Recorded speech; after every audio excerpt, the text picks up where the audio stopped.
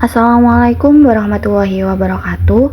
Kami dari kelompok 10 Pendidikan Biologi C angkatan 2024 akan mempresentasikan tentang topik sel tumbuhan atau peran sel dengan nama anggota kelompok yaitu Gabriela Palem Aprilia NIM 049, Sofi Nuramasari NIM 053, dan Nabi Wardani NIM 072. Nah, untuk subtopik pembahasan yang akan kita bahas yaitu pengertian dan jenis sel, hipotesis asal-usul pelipatan membran endosimbion, ultrastruktur sel, membran plasma dan membran organel, organel bermembran dan tanpa membran, organel khusus pada tumbuhan, dinding sel dan plasmodesmata, zat ergastik serta pembelahan sel pada tumbuhan. Nah, dari subtopik tersebut akan dijelaskan oleh rekan-rekan saya secara bergantian. Baik, sebelum membahas lebih dalam lagi, kita perlu tahu terlebih dahulu apa itu sel. Jadi sel merupakan unit struktural dan fungsional terkecil penyusun makhluk hidup. Kenapa disebut dengan unit kehidupan? Karena semua proses kehidupan seperti bernafas, berkembang, dan bereproduksi itu terjadi di dalam sel. Jadi tanpa adanya sel tidak akan ada kehidupan. Next. Selanjutnya, pada sel terdapat dua jenis. Terdapat sel hewan dan sel tumbuhan. Kedua sel ini memiliki persamaan, sama-sama mempunyai membran sel, inti sel atau nukleus, dan organel lainnya. Tetapi juga memiliki perbedaan. Seperti pada sel tumbuhan, itu memiliki dinding sel dan kloroplas untuk proses fotosintesis. Sementara pada sel hewan, itu tidak ada. Next. Selanjutnya, bagaimana sih terjadinya pembentukan sel eukariotik? Terdapat dua hipotesis. Yang pertama yaitu hipotesis pelipatan membran, di mana pada awalnya nenek moyang sel eukariotik itu adalah sel prokariotik sederhana yang hanya memiliki membran plasma dan materi genetik di sitoplasma.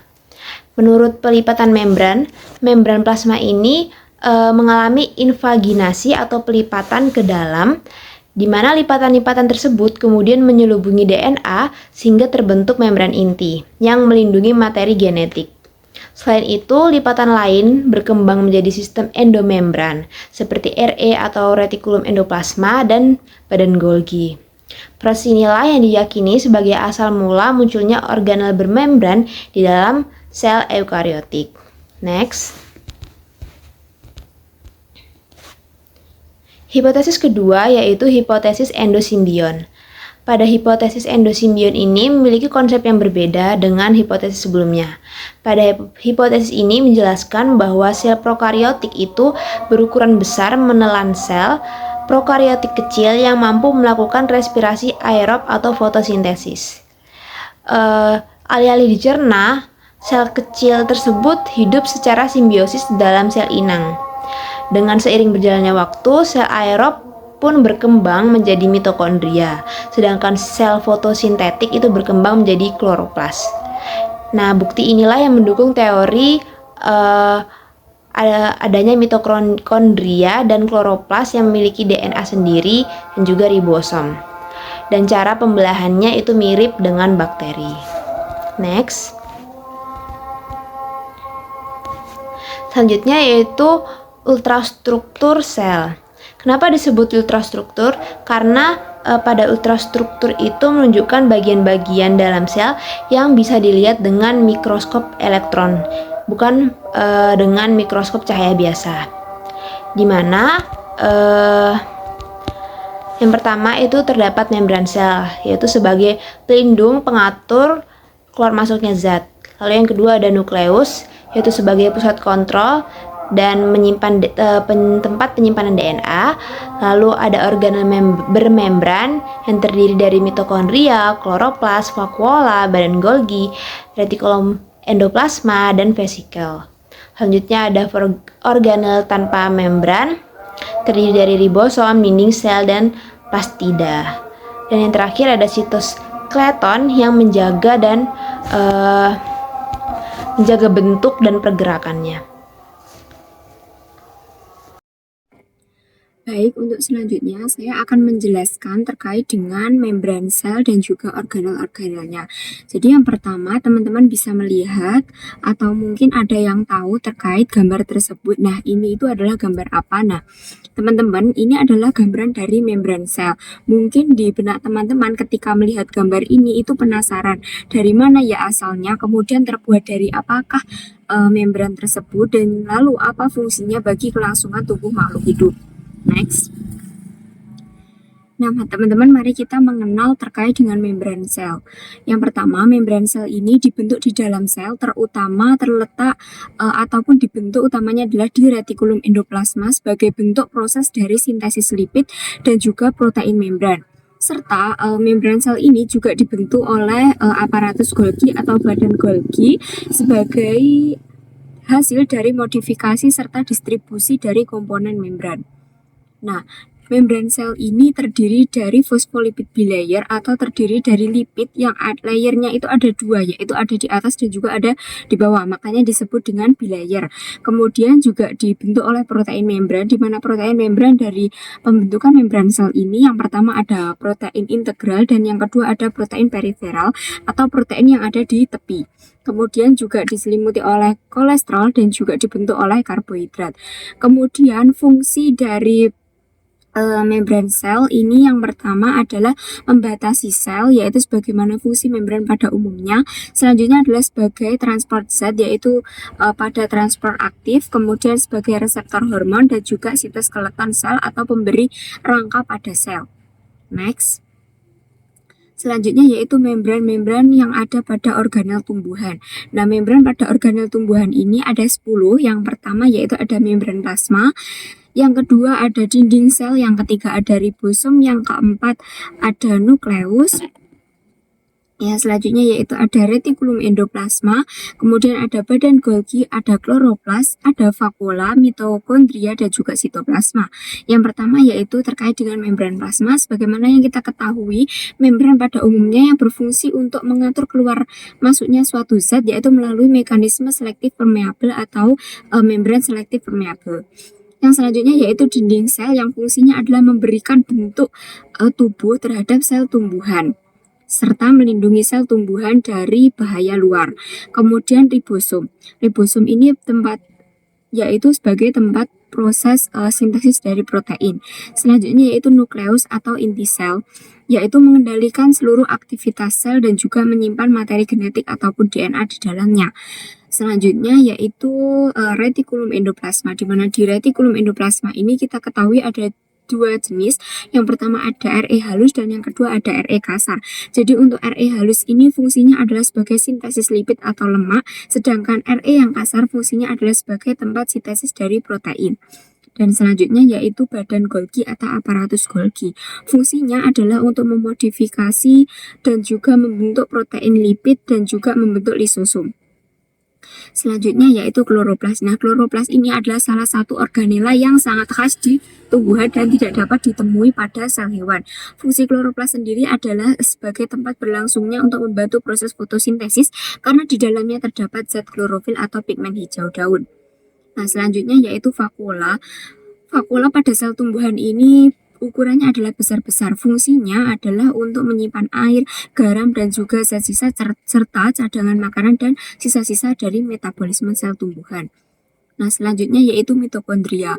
Fungsi dari mitokondria ini adalah sebagai tempat respirasi seluler atau menghasilkan ATP. Makanya tidak heran jika mitokondria ini disebut juga sebagai power of house atau tempat menyimpan suatu energi. Kemudian yang terakhir yaitu sitoplasma. Nah, sitoplasma ini adalah berupa cairan kental yang ada pada membran sel tumbuhan. Fungsinya adalah untuk berlangsungnya reaksi metabolisme di dalam sel serta mendukung pergerakan zat di dalam suatu sel. Nah, mungkin dari teman-teman ada yang tahu terkait dengan organel lain yang ada pada sel tumbuhan, bisa klik kolom komentar dan ikut berkomentar ya. Next. Yaitu selanjutnya adalah tipe organel dari tumbuhan. Jadi pada sel tumbuhan, organelnya dibedakan menjadi dua secara ultrasel. Yang pertama ada organel bermembran dan juga ada organel tanpa membran. Nah, organel bermembran itu adalah organel yang memiliki struktur yang dibatasi oleh suatu membran. di mana organel ini terbungkus oleh satu ataupun lebih membran yang memisahkan bagian dari satu dengan bagian yang lainnya dari sitoplasma. Kemudian yaitu organel tanpa membran. Organel tanpa membran ini adalah organel yang tidak memiliki pembungkus membran dan seringkali mereka ini berfungsi sebagai struktur pendukung dalam proses sintesis. Nah, karena mereka tidak memiliki selaput membran, maka mereka ini dilindungi oleh protein, RNA, dan juga karbohidrat. Selanjutnya, apa saja sih tipe-tipe dari organel itu? Bagian-bagian dari organel yang ada dua tipe tadi. Yang pertama dari tipe yang bermembran itu ada nukleus atau inti sel, kemudian ada mitokondria, ada kloroplas, ada vakuola, ada aparatus Golgi, kemudian juga ada vesikel. Nah, kemudian selanjutnya organel yang tidak bermembran atau tanpa membran ada ribosom, ada dinding sel, ada plastida, dan juga ada sitoskeleton ataupun rangka sel. Selanjutnya di dalam sel tumbuhan juga terdapat organel-organel khusus tumbuhan. Next. Organel khusus tumbuhan ini ada 4. Yang pertama ada dinding sel, yang kedua ada kloroplas, yang ketiga ada vakuola pusat yang ukurannya besar, kemudian yang keempat ada plastida, di mana plastida ini terdiri dari 4 yaitu kloroplas, leukoplas, kromoplas, dan juga amiloplas. Nah, dinding sel sendiri seperti yang kita ketahui bahwa hanya ada pada sel tumbuhan, karena sel tumbuhan itu sifat pergerakannya adalah sesil, tidak bersifat bergerak aktif seperti sel hewan, makanya mereka dilindungi oleh dinding sel yang sifatnya adalah kaku. Nah, kemudian kloroplas ini adalah sebuah struktur yang khas hanya ada pada sel tumbuhan, karena kloroplas sendiri mengandung pigmen hijau daun, di mana pigmen hijau daun ini akan membantu proses fotosintesis pada sel tumbuhan. Kemudian vakuola pusat, karena tumbuhan memiliki vakuola yang besar sehingga ia memiliki pusat vakuola. Kemudian ada plastida, di mana fungsi dari plastida ini dikelompokkan menjadi 4 organel, yaitu ada kloroplas, leukoplas, kromoplas, dan juga amiloplas. Next, mengenal organel terkait khusus tumbuhan. Yang pertama ada dinding sel, yaitu memberikan perlindungan terhadap sel. Kemudian kloroplas sebagai tempat proses fotosintesis. Selanjutnya yaitu vakuola pusat yang menyimpan air, zat sisa, nutrisi, limbah, dan zat metabolisme. Dan yang terakhir yaitu plastida, di mana plastida ini dibagi menjadi 4 kelompok organel lainnya. Next. Kelompok organel plastida yang pertama adalah kloroplas. Bagaimana nama kloro yang berasal dari kata klorofil yang berarti zat pigmen hijau daun yang berperan dalam proses fotosintesis. Yang selanjutnya yaitu leukoplas, di mana plastida ini itu tidak memiliki pigmen dan hanya ditemukan pada bagian tumbuhan yang tidak terpapar sinar matahari. Fungsinya hanya untuk menyimpan cadangan makanan. Selanjutnya yaitu kromoplas, di mana plastida ini itu mengandung pigmen lain selain zat klorofil. Contohnya seperti karotenoid seperti biasanya itu memberikan warna dan juga memberikan pewarnaan ataupun pigmen warna pada buah dan juga bunga pada sel tumbuhan. Dan yang terakhir yaitu amiloplas, di mana amiloplas ini adalah tipe leukoplas khusus yang menyimpan amilum dan juga pati sebagai hasil dari metabolisme suatu tumbuhan, yang selanjutnya ia akan menghasilkan zat ergastik yang akan dijelaskan oleh teman saya. Nah, selanjutnya di sini saya akan menjelaskan tentang 3 bagian utama struktur sel tumbuhan. Yang pertama ada dinding sel, yang kedua ada protoplasma, dan yang ketiga ada zat ergastik. Nah, yang pertama yaitu dinding sel. Dinding sel pada tumbuhan merupakan lapisan kaku di luar membran sel, tersusun dari selulosa, hemiselulosa, dan pektin. Fungsinya memberi bentuk, kekuatan, melindungi dari tekanan osmotik, serta mendukung pertumbuhan. Nah, untuk lapisan dinding sel sendiri ada 3 lapisan, yaitu lapisan yang pertama, lamela tengah, dengan ciri lapisan paling luar yang mengandung pektin berfungsi merekatkan sel-sel tumbuhan. Dan yang kedua ada dinding primer, terbentuk pertama kali dengan ciri tipis dan lentur, tersusun dari selulosa, hemiselulosa, dan pektin. Dan yang ketiga ada dinding sekunder, yang dengan ciri lebih tebal dan kuat, terbentuk setelah sel berhenti membesar, mengandung selulosa, hemiselulosa, dan lignin. Dinding sel sendiri tidak hanya berperan sebagai pelindung dan penopang, tetapi juga sebagai regulator pertukaran zat melalui bagian tipis tertentu. Dengan demikian, struktur berlapis dalam dinding sel menjadi kunci adaptasi tumbuhan untuk mempertahankan bentuk, kekuatan, dan fungsi metaboliknya. Nah, untuk yang selanjutnya, modifikasi dari dinding sel. Dinding sel primer yang lentur dapat diperkokoh atau diubah sifatnya lewat deposisi senyawa tambahan pada dinding primer maupun dinding sekunder. Hasilnya, sifat mekanik yang berupa kekuatan dan kekakuan, permeabilitas dari air, gas, atau ion, serta ketahanan terhadap kekeringan dan patogen juga ikut berubah. Nah, 5 modifikasi yang sering ditemui yaitu lignifikasi, suberisasi, kutinisasi, mucilaginosa, dan mineralisasi. Next yaitu pit atau titik noktah. Pit atau titik noktah merupakan bagian pada dinding sel sekunder yang tidak mengalami penebalan, sehingga lebih tipis dibanding sekitarnya. Pit berfungsi sebagai jalur pertukaran air, ion, dan molekul kecil antar sel tumbuhan yang bersebelahan. Next, ada jenis pit atau titik noktah. Dan yang pertama yaitu simple pit dengan ciri bentuk sederhana, dinding sekunder tidak menonjol, jalur lurus untuk pertukaran zat. Dan yang kedua ada border pit dengan ciri ada penebalan dinding sel, ada penebalan dinding sekunder di sekelilingnya, tampak seperti punya bingkai, lebih kuat dan banyak di silem. Yang ketiga ada half border pit. Satu sisi berupa border pit, satu sisi lain berupa simple pit, terjadi bila dua sel berbeda jenis saling berhadapan. Nah, next, plasmodesmata. Plasmodesmata merupakan benang protoplasma tipis yang menembus dinding sel tumbuhan melalui pori-pori kecil, sehingga menghubungkan sitoplasma antar sel dan memungkinkan terjadinya pertukaran zat serta komunikasi antar sel. Peran plasmodesmata juga krusial dalam perkembangan tumbuhan, penyembuhan luka, dan respon terhadap patogen. Beberapa virus tumbuhan bahkan memanfaatkan plasmodesmata sebagai jalur penyebaran antar sel. Jadi, plasmodesmata bisa diartikan sebagai jembatan hidup yang membuat sel tumbuhan saling terhubung sebagai satu kesatuan sistem.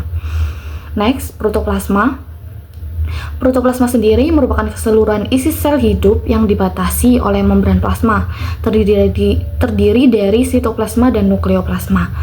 Bagian ini bersifat dinamis, berperan penting dalam menjalankan semua proses kehidupan sel, seperti metabolisme, pertumbuhan, dan pembelahan.